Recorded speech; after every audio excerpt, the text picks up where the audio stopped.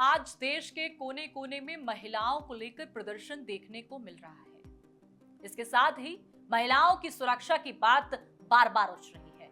हालांकि यह स्वाभाविक है, जब भी महिलाओं के साथ कोई अपराध होता है या महिलाओं के रेप के मामले सामने आते हैं तो उस वक्त अक्सर हम देखते हैं कि यही मुद्दा देश में सबसे गरमाया हुआ नजर आता है।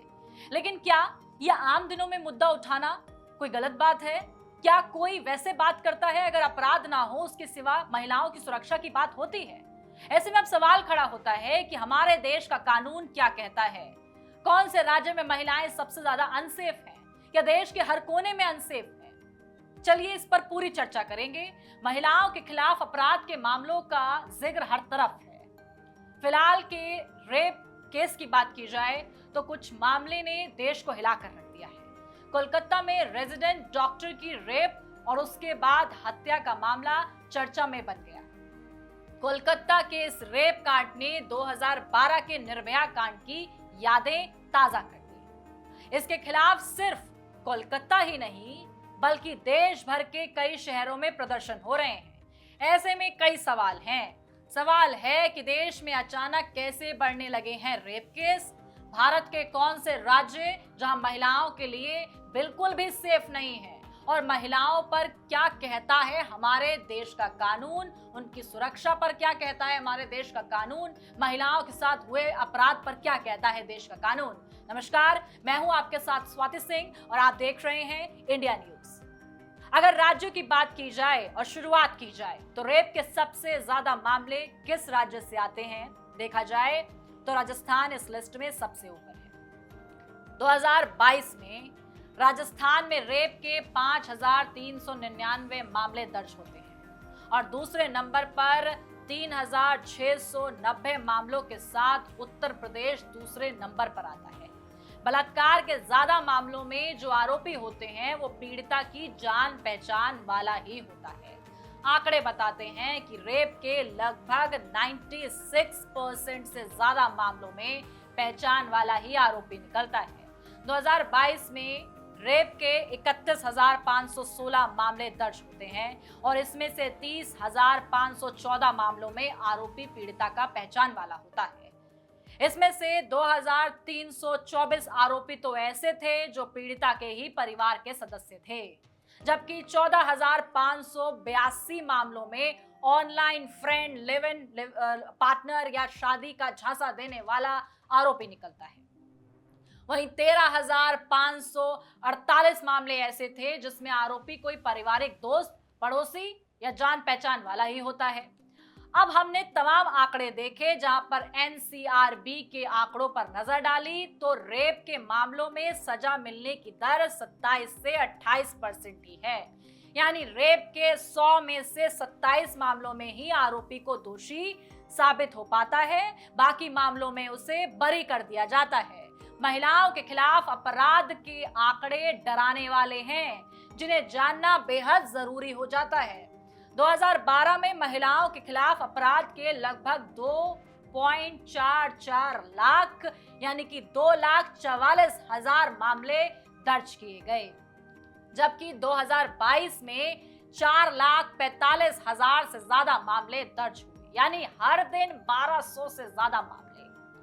रेप के मामले भी बढ़ोतरी देखने को मिल रही है। एनसीआरपी की रिपोर्ट के मुताबिक 2012 में रेप के 24,923 मामले दर्ज होते हैं, यानी हर दिन औसतन लगभग 68 मामले, जबकि 2022 में 31,516 मामले। और इन हिसाब से अगर देखा जाए, इस पूरे हिसाब से दिन के औसतन लगभग 86 मामले दर्ज किए गए, यानी हर घंटे 3 और हर 20 मिनट में एक महिला रेप का शिकार हुई है।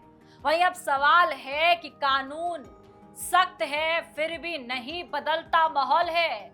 महिलाओं के खिलाफ अपराध पर क्या कहता देश का कानून है?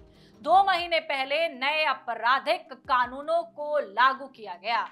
इसके बाद आईपीसी की, आपको बता दें, जगह भारतीय न्याय संहिता ने ले ली और आईपीसी में धारा 375 में रेप को परिभाषित किया गया, जबकि 370 6 में इसके लिए सजा का प्रावधान कर दिया गया, जबकि भारतीय न्याय संहिता में धारा लगभग 63 में रेप की परिभाषा दी गई है और 64 से 70 में सजा का प्रावधान किया गया है। आईपीसी की धारा 376 के तहत रेप का दोषी पाए जाने पर 10 साल तक की जेल की सजा का प्रावधान है। बीएनएस की धारा लगभग 64 में भी यही सजा रखी गई है। बीएनएस में नाबालिग से दुष्कर्म में सख्त सजा का साफ तौर पर दी गई है। 16 साल से कम उम्र की लड़की के साथ दुष्कर्म का दोषी पाए जाने पर कम से कम 20 साल की सजा का प्रावधान है और इस सजा को आजीवन कारावास तक बढ़ा दिया जा सकता है। आजीवन कारावास की सजा होने पर दोषी की सारी जिंदगी जेल में ही गुजरेगी। बीएनएस की धारा लगभग 65 में ही प्रावधान है कि अगर कोई व्यक्ति 12 साल से कम उम्र की बच्ची के साथ दुष्कर्म का दोषी पाया जाता है तो उसे 20 साल की जेल से लेकर उम्र कैद तक की सजा हो सकती है। इसमें भी उम्र कैद की सजा तब तक रहेगी जब तक दोषी जिंदा रहेगा। ऐसे मामलों में दोषी पाए जाने पर मौत की सजा का प्रावधान भी है। इसके अलावा आपको बता दें, जुर्माने का भी प्रावधान किया गया है। गैंगरेप के मामलों में दोषी पाए जाने पर 20 साल से लेकर उम्र कैद और जुर्माने की सजा का प्रावधान है और बीएनएस की धारा आपको बता दें 70 सबसेक्शन 2 के तहत नाबालिग के साथ गैंगरेप का दोषी पाए जाने पर कम से कम उम्र कैद की सजा तो होगी ही, साथ ही मौत की सजा भी हो सकती है। ऐसे मामलों में जुर्माने का भी प्रावधान है, जबकि आईपीसी में 12 साल से कम उम्र की बच्ची के साथ गैंगरेप का दोषी पाए जाने पर ही मौत की सजा का प्रावधान था।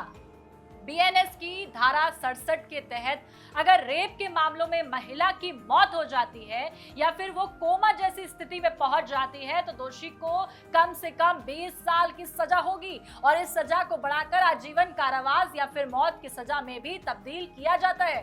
भारतीय न्याय संहिता में एक नई धारा 69 जोड़ी गई है। इसमें शादी, रोजगार और प्रमोशन का झूठा वादा कर महिलाओं के साथ यौन संबंध बनाते हैं तो उसे 10 साल तक की सजा हो सकती है, साथ ही जुर्माना भी लगाया जा सकता है। इसमें पहचान छिपाकर शादी करने पर भी 10 साल की सजा का प्रावधान किया गया है। ऐसे में आपके कई सवाल जो महिलाओं की सुरक्षा से जुड़े थे कि देश का कानून क्या कहता है और कहां देश में महिलाएं अनसेफ हैं। वैसे देखा जाए तो देश के हर कोने में महिलाएं अनसेफ हैं। अपनी सुरक्षा और सावधानी आपके हाथ में है। ऐसी तमाम जानकारी के लिए हमारे साथ बने रहें और देखते रहें इंडिया न्यूज। धन्यवाद।